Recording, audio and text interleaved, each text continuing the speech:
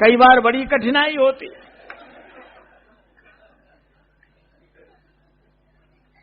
लेकिन समझदार को इशारा काफी। राम जी ने कहा लक्ष्मण हम थोड़े में बुझाएंगे, कभी तुम समझदार हो। और भगवान ने क्या किया? लक्ष्मण जी ने पूछा पहले ज्ञान बताओ, वैराग्य बताओ। भगवान बोले पहले माया सुनो।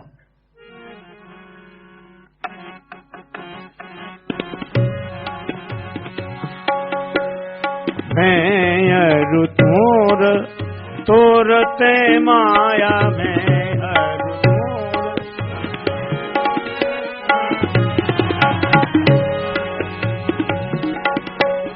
मैं अरु मोर तोरते माया में अरु मोर।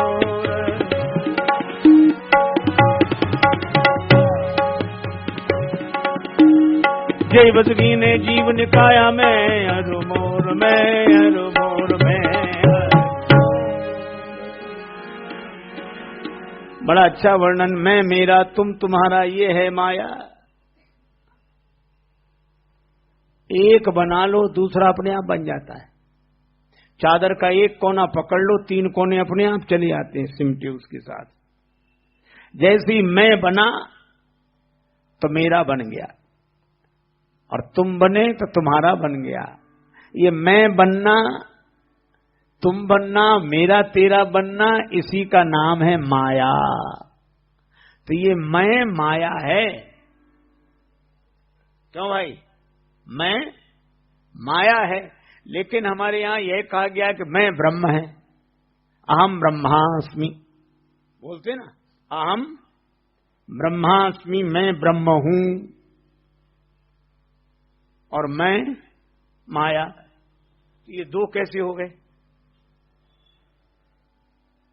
अरे भाई, आपने सपना देखा? हमें कोई बहुत गंभीर प्रश्न नहीं पूछा। सपना तो सबको ही दिखता है।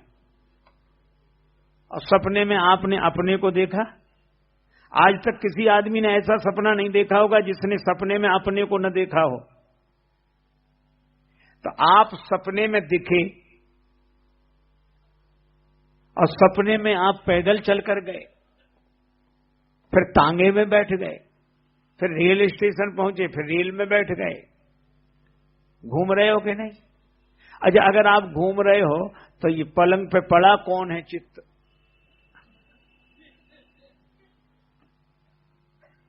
इसका मतलब मैं दो हो गए, एक दिखने वाला मैं और एक देखने वाला मैं। अच्छा, सपना टूट जाए तो दिखने वाला मैं समाप्त हो जाता है कि नहीं? पर देखने वाला मैं रहता है। अच्छा देखो, अद्भुत बात है। सपना टूटते ही वो तो मैं समाप्त, जागते ही फिर ये मैं शुरू हो जाता है। एक व्यक्ति बैठा था बड़ा उदास, उसका बेटा बीमार, कोई उपचार शेष नहीं बचा, मरणासन। वो भी जाग रहा था। जागते जागते उसको नींद लग गई और नींद में देखा कि मैं राजा हूं, मेरे 10 पुत्र हैं, 10 बड़े आज्ञाकारी हैं, बड़े संपन्न हैं, स्वस्थ हैं। इतने में वो बेटा मर गया जिसके लिए वो बैठा था। तो लोग रोए तो उसकी भी नींद खुल गई, पर वो रोया नहीं। किसी ने कहा तुम तो इतना प्रेम करते थे, रोए क्यों नहीं? उसने कहा मैं यही सोच रहा हूं कि मैं 10 के लिए रोऊं कि 1 के लिए रोऊं। आप विचार करो, 1 और 10 बेटे हैं और दूसरी ओर 1 बेटा है। इसका अर्थ है कि जो सपने का सच है वो जागृत का सच नहीं है, और जो जागृत का सत्य है वो स्वप्न का सत्य नहीं है। तो न सपने में दिखने वाला मैं सत्य है, न जागृत अवस्था में दिखने वाला मैं सत्य है, पर दोनों को देखने वाला मैं सत्य है। ये दोनों माया है। श्री चित्रकूट धाम के एक बड़े सिद्ध महापुरुष थे। वो कहा करते थे, देखो देखो देखने वाले को देखो, और देखने वाला एक है। भगवान कहते हैं बाकी ये जितने मैं, मेरा, तुम, तुम्हारा, ये सब माया है। लक्ष्मण जी बोले अच्छा अच्छा प्रभु, आपने माया पहले क्यों समझाई, ज्ञान क्यों नहीं समझाया? बोले अजीब बात करते हो। कोई कहे कि हमें सूर्य के बारे में बताओ, रात के बारे में बताओ, तो सूर्य के बारे में बता दोगे तो रात कैसे समझाओगे? सूर्योदय के बाद तो रात दिखती ही नहीं है। लेकिन रात पहले समझ लो ताकि बाद में ज्ञान का सूर्योदय हो। अज्ञान की रात्रि पहले समझ लो, तो भगवान ने माया समझाई, फिर ज्ञान। ज्ञानी कौन? देखई ब्रह्म समान सब माही, जो स्वयं ब्रह्म भाव में स्थिर ऐसा हो जाए कि सर्वत्र उसे एक ही दिखाई पड़े। बस दो नयनों का यही विवेक कि यह भी देख और वह भी देख, और देखत देखत ऐसा देख मिट जाए दुविधा, रह जाए एक, केवल एक। ये ज्ञान की स्थिति। और वैराग्य, वैराग्यवान वह है जो तृण के समान तीन गुणों का त्याग कर सके। अच्छा महाराज, ईश्वर जीव का भेद श्री तुलसीदास जी ने ऐसा उत्तर दिया कि शायद कहीं मिले। भगवान के श्रीमुख का वाक्य है। देखो, ईश्वर जीव ही भेद प्रभु सकल कहु समुझाए। कुछ लोग त्रैतवाद मानते हैं, कुछ लोग द्वैतवाद मानते हैं, कुछ लोग अद्वैतवाद मानते हैं। पर इतना बढ़िया उत्तर दिया कि एक ही वाक्य में तीनों का पता, त्रैत, द्वैत, अद्वैत। त्रैत कहां का? ईश्वर जीव ही भेद प्रभु। भगवान कहते माया ईश न आप कहूं जान कहिए सो जीव। जो माया को न जाने, ईश्वर को न जाने और अपने स्वरूप को न जाने, वह जीव। तीन हो गए, माया, ईश्वर और जीव, तीन हो गए। अब द्वैतवाद, माया ईश और आप कहूं न जाने सो जीव। जो मायापति परमात्मा को और अपने को न जाने वो जीव, द्वैत हुआ, दो हैं। और अद्वैत कहां का? माया ईश न आप कहूं जान कही सो जीव। जो अपने को ब्रह्म नहीं जानता वही जीव है। तो त्रैत, द्वैत, अद्वैत। धन्य है तुलसीदास जी, वे मान्य महामति मानव थे, सब जाति लगी उनको कुलसी। तुलसी दल में दल ही दल हैं, पर दूर रहे दल से तुलसी। सबकी बात कह दी। अच्छा, सबकी क्या कह दी? बात तो एक ही है, शैली अलग अलग अलग। अच्छा, आप ऐसे सोचो, एक होता है धर्मात्मा, एक होता भक्त, एक होता है ज्ञानी। अब जरा सबकी शैली सुनना। एक आदमी ने जो मकान बना देखा, लकड़ी के सामान देखे, वो कहने लगा एक बात है, क्या? यहां जितना सामान मकान में लगा है सब लकड़ी का है।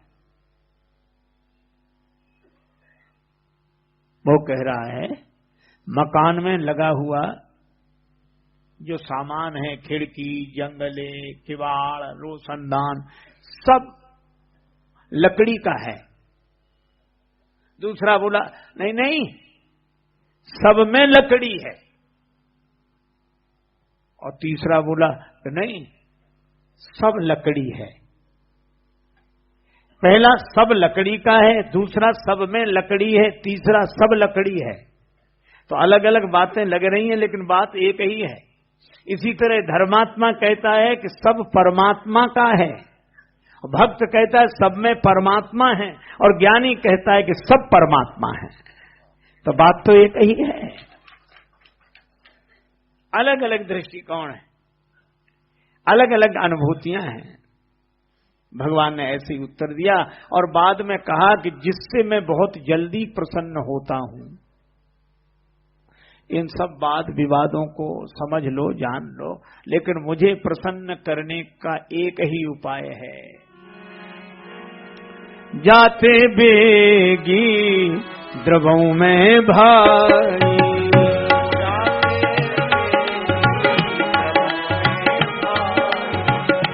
तो मम भगति भगत सुखदाई।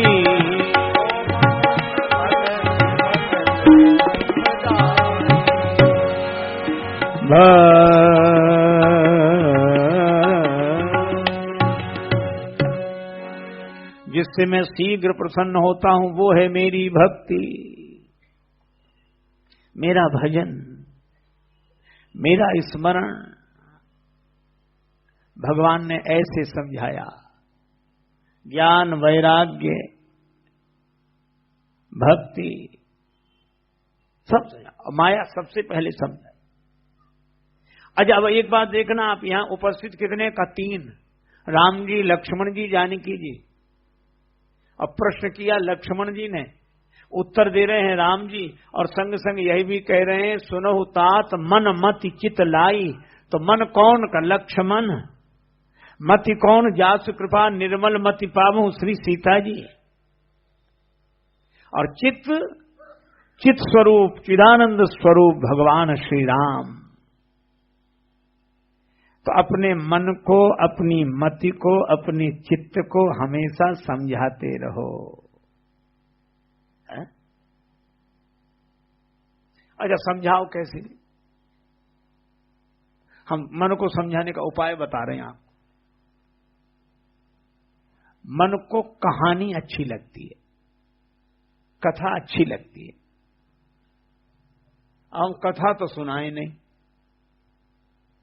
आप ऐसे समझो कि लोहे को गर्म तो करें नहीं, और हथौड़ी की चोट, मुड़ेगा नहीं, टूट भले ही जाए, एक तरफ हथौड़ी गिरेगी और वो फिर भी नहीं मुड़ेगा। इसलिए अपने मन रूपी लोहे को पहले कथा की आग में डालकर गर्म कर दो, और जब ये गर्म हो जाए तो उपदेश की हथौड़ी की चोट देकर मोड़ दो, एक चोट में ही मुड़ जाएगा। हमारे श्री तुलसीदास जी महाराज ने यही किया। जब कथा सुनाने लगे तो कहा कि आप किसको कथा सुना रहे? शंकर जी पार्वती जी को, कागभूषण जी गरुड़ जी को, याज्ञवल्क्य जी भरद्वाज जी को। आप? तुलसीदास जी बोले हमने गुरु जी से सुनी, और कथा सुना रहे किसे का? मन को। मोरे मन प्रबोध यही होई। तो आप मन का नाम नहीं लेंगे? बोले बिल्कुल लेंगे।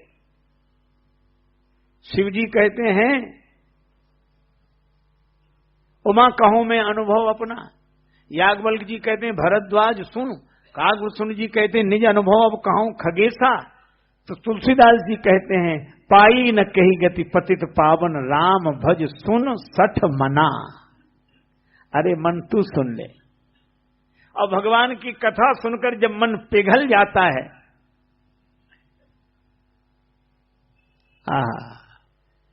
तो तुलसीदास जी तुरंत उपदेश की हथौड़ी की चोट देते हैं।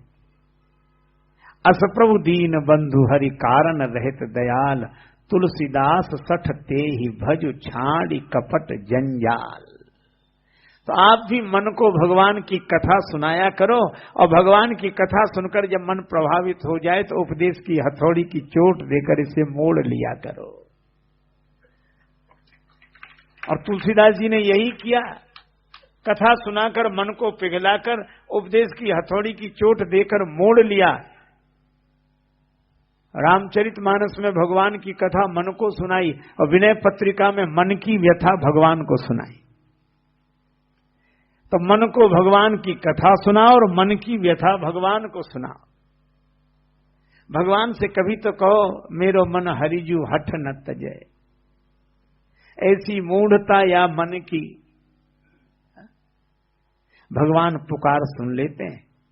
हम भगवान की कथा सुनते रहें, भगवान हमारी पुकार सुनेंगे, और मन एक दिन बदल जाएगा, बदल जाएगा, बदल जाएगा।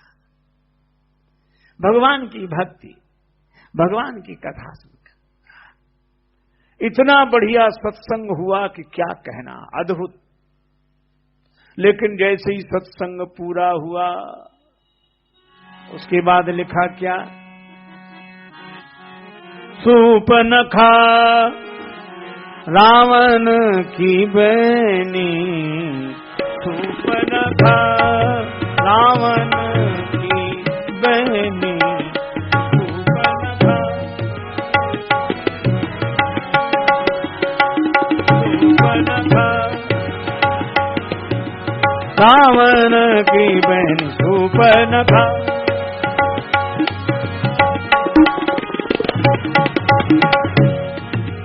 दुष्ट हृदय दारुण जदनी सूपनखा।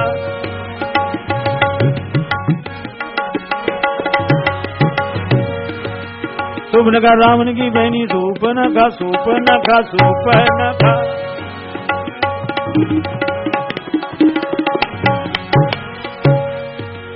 दुष्ट हृदय दारुण की बहनी सूपनखा सूपनखा सूपनखा। पंचवटी सो गई एक बारा देख विकल भई जुगल कुमारा। सूपनखा नखा नखा सूर्पनखा। अच्छा देखो ये है कथा अद्भुत की नहीं। सत्संग पूरा हुआ, सूर्पनखा आ गई। अच्छा बोलो सत्संग होने के बाद अगर सूर्पनखाएं आने लगे तो कोई सत्संग करे ही काहे को। कई बार लगता है कि राम जी सत्संग कर रहे हैं, लक्ष्मण जी प्रश्न पूछ रहे हैं, जानकी माता सुन रही हैं और इतना बढ़िया सत्संग हुआ और तुलसीदास जी सत्संग के पूर्ण होने के बाद कहते सूर्पनखा आ गई। ये अच्छा नहीं लगता। सत्संग के बाद क्या सूर्पनखा आए? हम सत्संगी हैं। देखो भाई सत्संग के बाद ही सूर्पनखा आती है, निश्चित सत्संग के बाद ही आती है। क्यों? विद्यार्थी साल भर जब पढ़ता है तो अंत में परीक्षा आती है। सत्संग किया तो सत्संगी सच्चे की कच्चे इसकी परीक्षा करने के लिए ही वासना आती है।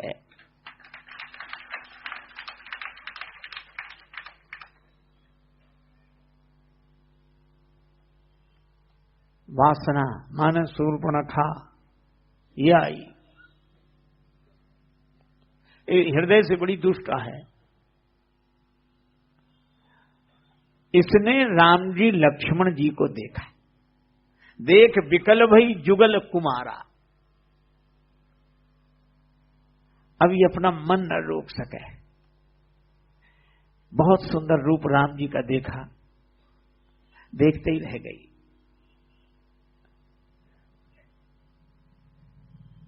सुंदर रूप बनाया अब इसने। इसका अर्थ समझ गए आप? ये सुंदर है नहीं, सुंदर बनी और बनकर आई। बोली वचन बहुत मुस्काई। इन शब्दों पर ध्यान देना। वचन तो एक बोली, बोली वचन एक, पर मुस्कुराई ज्यादा। बोली वचन बहुत मुस्काई और बहुत मुस्कुरा कर क्या कहा? तुम सम पुरुष न, आपके जैसा कोई पुरुष नहीं है। ब्रह्मा जी ने सोचा कि चलो राक्षसों में कोई भक्त तो हुआ, भगवान की इतनी प्रशंसा कर रहा है कि आप जैसा कोई नहीं। वेद भी कहते हैं कि आप जैसे तो आप ही हैं, राम समान राम निगम कहें। तो ब्रह्मा जी ने सोचा जरा देख तो लें कौन है। तो ब्रह्मा जी ऊपर से झांकने लगे। तब तक सूर्पनखा क्या बोली? तुम सम पुरुष। आगे क्या बोली? न मोसम नारी, मेरे जैसी नारी भी नहीं। ब्रह्मा जी ने माथा पिटा देने की सब गड़बड़ कर दिया इसे। भगवान ही को कहती रहती कि तुम्हारे जैसा कोई नहीं, तुम्हारे जैसा। बोली तुम्हारे जैसा तो कोई, पर मेरे जैसा भी कोई नहीं है। और सूर्पनखा ने आगे इतनी सुंदर बात कही। राम जी बोले कि मेरा तो विवाह हुआ। श्री सीता जी की ओर देखा। सूर्पनखा बोली हमारा आपका संयोग ब्रह्मा जी ने विचार कर लिखा है। यह संयोग विधि रचेऊ विचारी। ब्रह्मा जी माथा पीट देंगे, हे भगवान हमें तक पता नहीं हमने कब लिखा। ये कह रही कि ब्रह्मा जी ने लिखा है। भगवान ने सीता जी की ओर देखा कि इनका संयोग, बोले इनका विवाह ब्रह्मा जी ने लिखा ही नहीं आपके साथ। का कैसे? बोले स्वयं जानकी जी के पिताजी कहते हैं तजऊ आस निज निज गृह जाहू, लिखा न विधि वैदे ही विवाहू। विधाता ने लिखा ही नहीं इनका विवाह। और बात तो ठीक है, विधाता जी ने पैदा करते हैं उनके शादी विवाह लिखते हैं, और जिनको ब्रह्मा जी ने पैदा ही नहीं किया उनके शादी विवाह कैसे लिखे? ये तो वो हैं जिनसे ब्रह्मा विष्णु महेश जन्म लेते हैं। पर शूर्पणखा बोली हमारा आपका संबंध ब्रह्मा जी ने बिल्कुल पक्का तय किया है। बोलो, भगवान राम ने शूर्पणखा की तरफ देखा ही नहीं। क्या बोले? ओ रामा सीतही चितय कही तेहि बाता चितय कही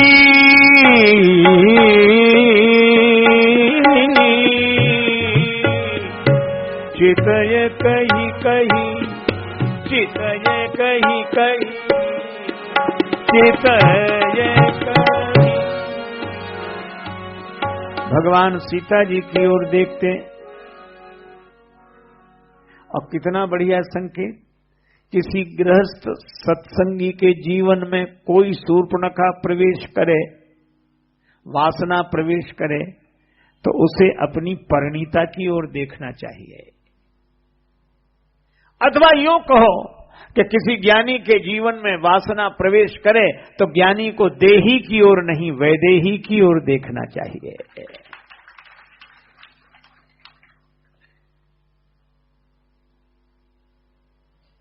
भगवान ने सोचा सबकी परीक्षा हो जाए। श्री सीता जी तो शूर्पणखा की तरफ देखा ही नहीं रही, वे तो राम जी के चरणों की तरफ देखती हैं और राम जी सीता जी की तरफ देखते हैं। शूर्पणखा बोली, उसको लगा कि हमारी उपेक्षा हो रही। राम जी बोले, शूर्पणखा तुम्हारा विचार क्या है? का विचार क्या? हमारे लायक कोई पुरुष तीनों लोकों में नहीं मिला। मम अनुरूप पुरुष जगमाही देखे खोज लोक त्यों नहीं, तीनों लोकों में नहीं। तो कौन गया था आपके यहां से? आपके भाई साहब गए थे। कौन गया था देखने? अरे हमारे यहां भाई भाई नहीं जाते, फिर हम तो खुद देखने जाते हैं। देखे खोज लोक त्यों नहीं, तीनों लोकों में नहीं, हम तो खुद खोज के देख चुके। धन्य हो। तो आजा राम जी ने कहा कि हमें देखकर क्या विचार है? शूर्पणखा बोली, ताते अवलग रही कुमारी, मैं अब तक कुमारी रही। अभी कह रही थी कि मैं नारी हूं, तुम सम पुरुष न मौसम नारी, अब कह रही कुमारी। राम जी बोले, पता ही नहीं लगता कुमारी है कि नारी है, नारी है कि कुमारी है। भारत में पहले कुमारी होती हैं माताएं, बाद में नारी होती हैं विवाह के बाद। ये अच्छा, तो हमें देखकर क्या विचार है? शूर्पणखा क्या बोली? मन माना कछु तुम ही निहारी। आपको देखकर कुछ मन मान गया है, कुछ। वैसे तो आप तो ठीक नहीं, पर काम चल सकता है। ले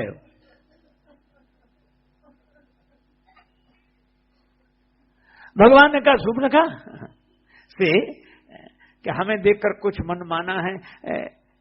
मन ही मन का, हमारा भैया कुमारा है, आही कुमार मोर लघु भ्राता, उसे देख लो, हो सकता है तुम्हारा पूरा मन मान जाए। या अब बहुत लोगों को यही आपत्ति होती, राम जी झूठ बोल गए, राम जी झूठ, रामो दुबिर न भासते, राम जी झूठ बोल। वो ऐसे करते हैं, अटके रह जाएंगे, जैसे सुई नहीं अटक जाती किसी गाने पे, वैसे चलता है और सुई अटक गई। अब उतने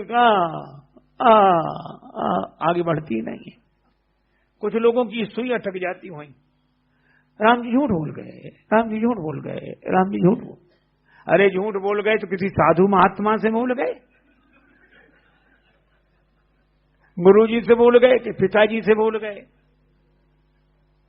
अरे शूर्पणखा से बोल गए तो क्या है उसमें? सठे साठ्यम समाचरे।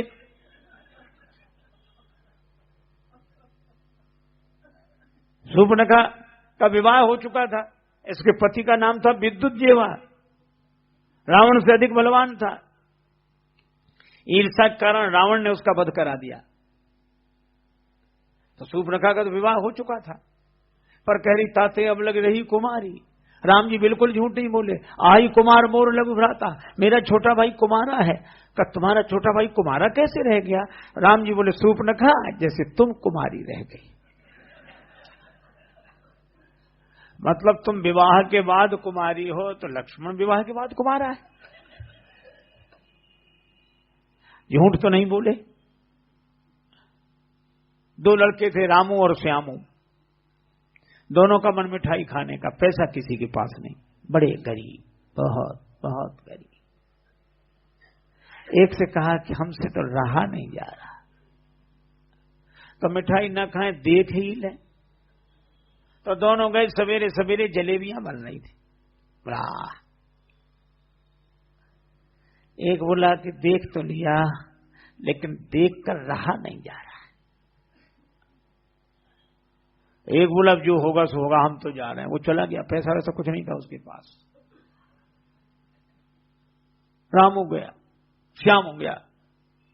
हलवाई जी जलेबियां कैसे दी? सस्ते का जमाना, 20 रुपए किलो, 250 ग्राम दो। 250 ग्राम जलेबियां खाने लगा। अब रामू ने देखा कि इसके पास तो पैसा नहीं, जलेबियां खा रहा है ये। रामू ने भी बहुत धीरज रखा, बोले जो इसका होगा सो हमारा होगा, चलो। उसने भी उसी अदा से पूछा, जलेबियां 20 रुपए किलो, 250 ग्राम दो। अब रामू ने जलेबी खानी शुरू की, तब तक श्यामू खा चुका था। और जलेबी खाकर जैसे उठा, हलवाई बोला पैसे। श्यामू बोले हद हो गई, इतनी बड़ी दुकान चलाते दिमाग ठीक नहीं रखते है? हमने आते ही 10 का नोट दिया, 5 रुपए वापस करो। बोला नहीं दिया तुमने 10 का नोट। अब वो कह के नहीं दिया, अब झगड़ा शुरू। रामू ने सोचा मौका अच्छा है, तो रामू वहीं बैठे बैठे बोला, हलवाई जी हाँ, इस झगड़े में हमारा 10 का नोट मत भूल जाना जो हमने दिया था।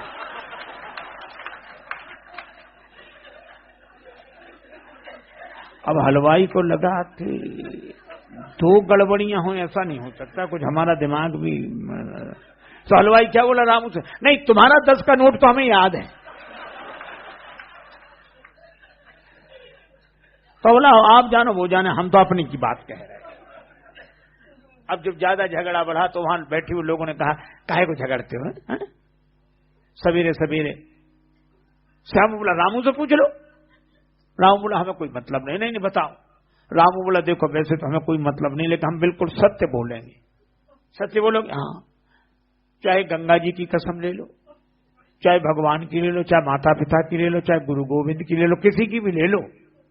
गुरु जी की कसम, भगवान की कसम, गंगा मैया की कसम, जमुना मैया की कसम, हम बिल्कुल सही सही कह रहे हैं। का क्या सही कह रहे हैं? बोले जैसे 10 का नोट हमने हलवाई जी को दिया, ऐसे ही श्यामू ने भी 10 का नोट हलवाई जी को दिया।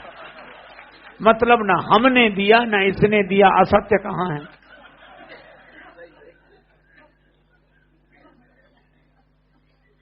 तो राम जी असत्य कहां बोले? जैसे तुम विवाह के बाद कुमारी, ऐसे ही लक्ष्मण। जाओ।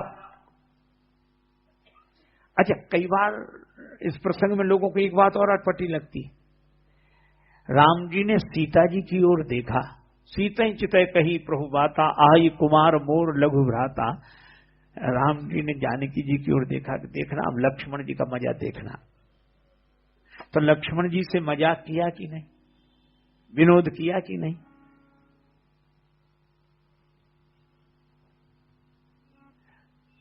कई बार लोगों को लगता है कि राम जी ऐसा मजाक लक्ष्मण जी से। लक्ष्मण तो पुत्रवत हैं और पुत्र से ऐसा मजाक। अरे भैया, कभी कभी आदमी हल्के फुल्के मूड में भी रहता है, एक अच्छा तमाशा कर दिया। भगवान इस मजाक में भी लक्ष्मण जी की परीक्षा कर रहे हैं, उनके कल्याण की कामना कि जरा देखो सत्संगी सच्चे की कच्चे। सूर्पनखा को भेज दे जाओ। अब लक्ष्मण जी सोचे कि हे भगवान, आज राम जी को क्या हो गया? ये पर याद आया मेरी माँ ने कहा था, उपदेश यह जे तात तुम ते राम सिय सुख पावहीं। श्री सीताराम जी को सुख मिले ऐसा व्यवहार करना। तो लक्ष्मण जी ने सोचा श्री राम जी मजाक कर रहे हैं तो हम भी मजाक का उत्तर मजाक से ही देंगे। शूर्पणखा आई। शूर्पणखा जैसी लक्ष्मण जी के पास गई तो लक्ष्मण जी क्या बोले? सुंदरी सुंदरी सुनो, हे सुंदरी सुनो। अब शूर्पणखा ने देखा कि हमारी तरफ तो देख नहीं रहे, बिना ही देखे सुंदरी कह रहे। शूर्पणखा ने सोचा कि जब हमारी तरफ देखेंगे तब तो बलिहार हो जाएंगे। वो बोली आप हमारी तरफ तो देखिए, तब बोली सुंदरी। लक्ष्मण जी बोले हम जब तक नहीं देख रहे तभी तक तो सुंदरी हो, या हम देखेंगे तो सुंदरी रह कहां जाओगी। और लक्ष्मण जी ने ठीक कहा, वासना तभी तक सुंदर प्रतीत होती है जब तक कि वैराग्य की दृष्टि से उसे नहीं देखा जाता।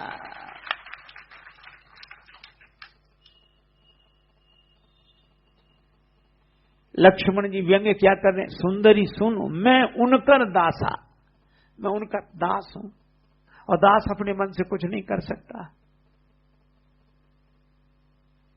पराधीन नहीं तोर सुपासा, मैं पराधीन हूं।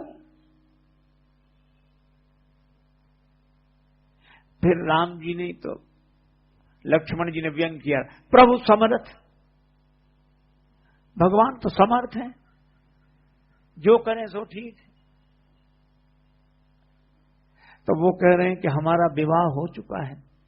अरे उनके पिताजी ने 3 विवाह किए, महाराज दशरथ ने, और राम जी उसी अयोध्या के तो राजा हैं। जब पिताजी 3 विवाह कर सकते थे, ये 2 भी नहीं करेंगे। प्रभु समर्थ कौशलपुर राजा, वो कह रहे हैं कि हमको अच्छा नहीं लगता। लक्ष्मण जी बोले जो कुछ करें उन्हें सब छा जा। मन ही मन बोले जब तुम्हें हमारे पास भेज देने में उनको कोई संकोच नहीं तो विवाह करने में क्या संकोच? उधर ही राम जी खूब हंसे, लेकिन इस हंसने में लक्ष्मण जी की भी परीक्षा हो गई। लक्ष्मण जी ने शूर्पणखा की तरफ नहीं देखा, प्रभु की तरफ देखा। प्रभु ने शूर्पणखा की तरफ नहीं देखा, वैदेही जी की ओर देखा, और वैदेही माता ने शूर्पणखा की तरफ नहीं देखा, भगवान के चरणों की तरफ देखा। भक्त के लिए वासना से बचने का उपाय यह है कि भगवान के चरण की तरफ ही देखे बस। ज्ञानी के बचने का उपाय देह भाव से ऊपर उठकर वैदेही भाव में स्थिर रहे, और भक्त के बचने का उपाय जो संयमी है, वैरागी है, वैरागी के बचने का उपाय कि कैसी भी स्थिति आए बस भगवान की तरफ ही देखे। आपने देखा होगा तांगे में घोड़ा चलता है ना, उसके आंखों के आसपास ऐसे लगा दिए जाते हैं दोपहर, ऐसे न इधर देखो न उधर देखो, सीधे देखो, तो कितनी लंबी मंजिल तय कर लेता है। मैं भी आपसे कहता हूं कि अगर हम भी इसी तरह अपने आंखों के आसपास ऐसे 2 लगा लें, न इधर देखें न इधर, तो ये 2 लगाएं क्या? बोले इधर रा इधर मां राम, बस देखनी नहीं इधर न उधर, और इसके बीच में देखें तो बड़ी से बड़ी दूरी हम तय कर लेंगे, इसमें कोई संदेह नहीं। आप जानते हैं श्रीमद् भगवत गीता में कहा गया, ध्यायतो विषयान पुंसा संगस्ते सुपजायते, संगात संजायते कामः, कामात् क्रोधो ही जायते, क्रोधात् भवति सम्मोहः, सम्मोहात् स्मृति विभ्रमा, स्मृति भ्रंशात् बुद्धिनाशो, बुद्धिनाशात् प्रणश्यति। कामना में विघ्न पड़ने पर क्रोध उत्पन्न होता है। कामना में विघ्न पड़ जाए फिर देखो क्रोध आता है। गीता में जो कहा वही रामायण में हुआ। शूर्पणखा की कामना टूटी तब खिसियानी खिसियानी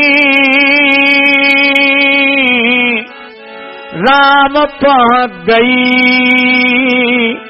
रूप भयंकर प्रगटत भई। अब उसने बड़ा भयंकर रूप बनाया, अब असली रूप सामने आया, खा जाएगी ये। भगवान ने कहा लक्ष्मण, लक्ष्मण बोले इधर आओ, व्यवहार करोगे? हाँ आओ। लक्ष्मण अत लाघवते नाक कान बिनु कीन। अच्छा बोलो, कान काटे एक तो दूसरा कटाने के लिए खड़ी रहेगी, या नाक काटो तो कान। एक सज्जन कह रहे थे कि उनके पास तलवार ऐसे मुड़ जाए, सूर्पनखा इस लक्ष्मण जी ने वही तलवार ऐसे। सूर्पनखा ने सोचा कि विवाह होगा, सेहरा बंध रहा है, और ऐसे लपेट कर लक्ष्मण जी ऐसे कर दिया एक ही बार में नाक दोनों कान। पर ये जो कथा मैं आपको सुना रहा हूं, इसको आप व्यक्तिगत दृष्टि से मत देखिए, प्राणियों की दृष्टि से मत देखिए। न ये सोचिए कि नारी जाति का इतना अपमान राम जी ने किया। नहीं नहीं नहीं, बात यह नहीं है। यह कथा जीवन की कथा है। किसी सत्संगी के जीवन में वासना आ जाए तो इस वासना ने बड़ों बड़ों की नाक काट दी। अच्छा, नाक कट जाए तो मुंह दिखाने लायक आदमी बचता ही नहीं, कान कट जाए तो छिपा ले, आंख चली जाए चश्मा लगा ले, और नाक ही चली जाए तो छिपाए कैसे सामने ही। इसीलिए लोग कहते नाक कट गई, मतलब वो मुंह दिखाने लायक रहे नहीं। तो इस वासना ने बड़ों बड़ों की नाक काट दी। लेकिन धन्य है ये अयोध्या के सत्संगी, इनका सत्संग इतना सच्चा कि इन्होंने तो वासना के ही नाक कान काट दिए। वासना का विरूपीकरण हो गया, वासना सुंदर नहीं बची। लेकिन ये कौन करते हैं? का तीन, राम जी, लक्ष्मण जी, जानकी जी, और यही राम नाम के तीन अक्षर रकार अकार मकार। तो रकार अकार मकार के साथ जब कोई सत्संग करता है और उसके जीवन में जब वासना आती है तो वासना का विरूपीकरण हो जाता है। यही इस कथा का रहस्य है। तो राम नाम के द्वारा ही इस वासना का परिवर्तन होगा, यह उपासना बनेगी, इसमें कोई संदेह नहीं। और तो जगत से जुड़ने पर वासना और जगदीश से जुड़ने पर उपासना, और यह राम नाम ही करेगा।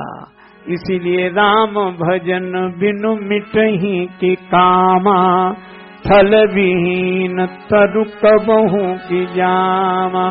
श्री राम जय राम जय जय राम,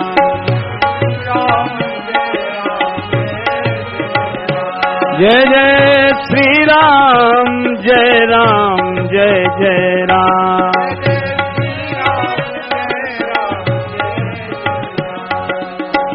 श्री राम जय राम जय जय राम, जय जय श्री राम जय राम जय जय राम।